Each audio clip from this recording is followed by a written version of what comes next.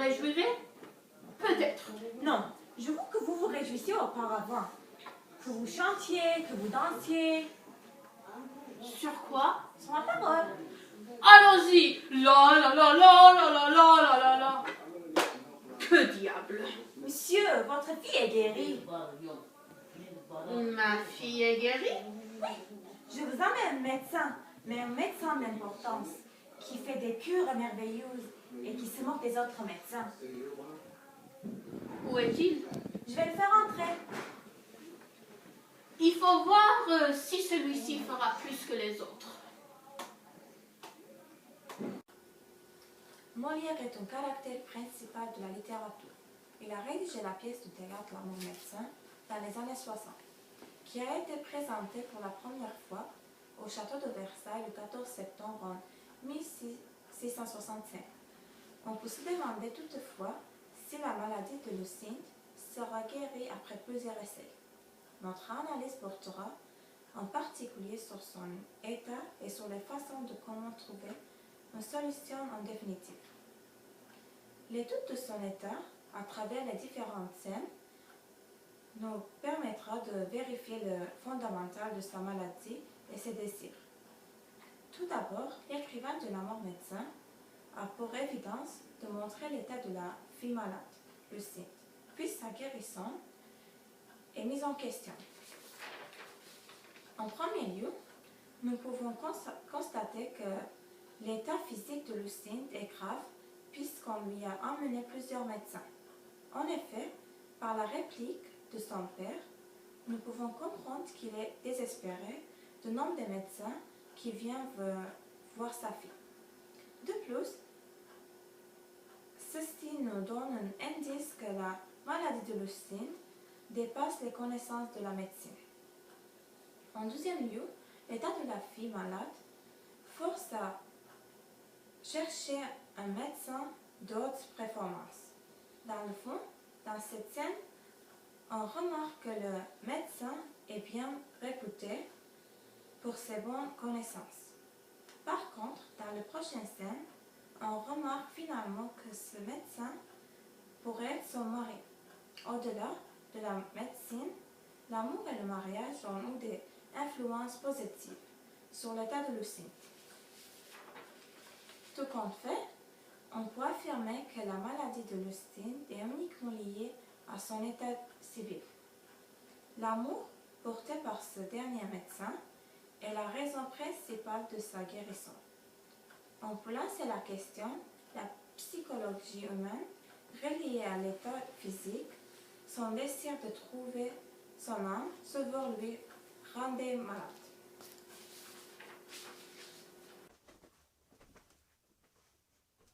On sut, mes remèdes sont différents de ceux des autres. Ils ont l'hémétique, les saignées, les médecines, les lavements.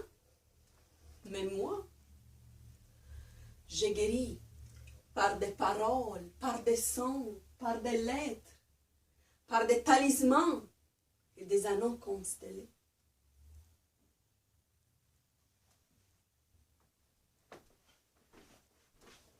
Vous venez d'écouter un discours que Clitandre il fait dans l'acte 3, scène 5, quand il parle avec Sganarelle. Le meilleur remède pour redonner le goût de vivre à une personne qui souffre d'amour est de le faire unir avec sa moitié. Lisette, la servante de Lucinde, a bien compris que Sganarelle est avare et que son intention est de garder sa fortune et sa fille unique pour lui-même. Sganarelle fait semblant qu'il n'entend pas les paroles de Lisette pour ne laisser pas sa fille se marier. Alors, Lisette, Lucinde et Clitandre, l'amant de Lucinde, mettent au point un plan pour les tromper. Comme les autres 4 médecins que le père a vus ne se sont pas montrés du même avis et même la potion magique d'Orvieta n'a pas fonctionné, Sganarelle accepte d'avoir un autre médecin. Peut-être celui-ci sera plus efficace. Lisette lui présente Clitandre déguisé en médecin. Le jeune homme s'adresse à Sganarelle en utilisant le langage des médecins, mais aussi il dit clairement au début de son discours qu'il travaille différemment des autres médecins. Il énumère des choses spécifiques comme l'émétique, les saignées, les médecines et les lavements pour s'assurer de sa réussite. Des manœuvres encore à ce temps-là en style barbare.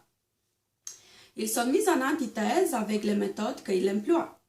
Il se dépeindre d'être un docteur qui guérit par des paroles, par des sons, par des lettres, par des talismans et par des anneaux constellés.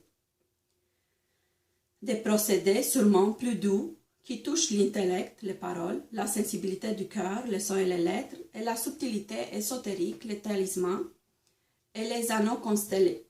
Clintandre fait l'allusion au fait qu'il se va marier avec sa fille en les trompant. C'est un discours que Molière évoque, par lequel Molière évoque que c'est passé à cette époque-là dans la médecine. Les médecins s'avèrent d'être des charlatans qui pensent seulement à leur rémunération. Clitandre, lui aussi, va essayer de guérir son amante malade qui souffre en effet que n'est pas laissé par son père se marier. Le seul remède est de jouer une farce à Sganarelle. Et Sganarelle se va faire avoir. Scène 3, discussion entre Lisette et Sganarelle. Une ingrate. Mais une coquine qui ne veut pas me dire ce qu'elle a. C'est un mari qu'elle veut, monsieur. Je la déteste. Un mari. Je l'abandonne. Un mari, monsieur. Et la renonce pour ma fille. Un mari. Ne m'en parlez point. Un mari. Ne m'en parlez pas. Un mari. Ne m'en parlez point. Un mari. Un mari. Un mari. Dans cet extrait de l'acte 3, on voit une discussion entre Sganarelle, le père de Lucente, et Lisette, leur servante. Sganarelle se plaint de sa fille Lucente sur le fait que cette dernière ne veut rien lui dire et refuse de lui parler. Et pour exprimer son mécontentement, il utilise un vocabulaire péjoratif tel que abandonner, coquine, déteste, renonce, pour montrer la colère qu'il a envers sa fille, pour montrer l'indignation qu'il a envers sa fille. Et Lisette, elle, essaie de lui faire comprendre à Sganarelle que c'est pas parce que Lucette ne veut pas lui parler, mais c'est parce que lui, il est borné, il est fermé, il veut rien comprendre.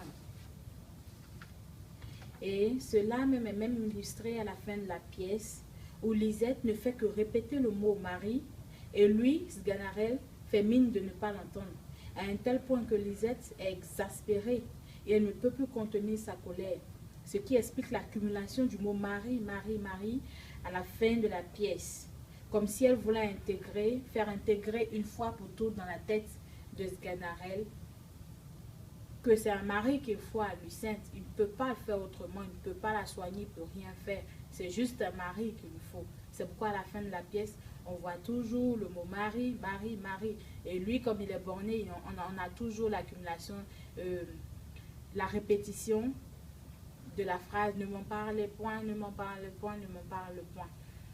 Okay?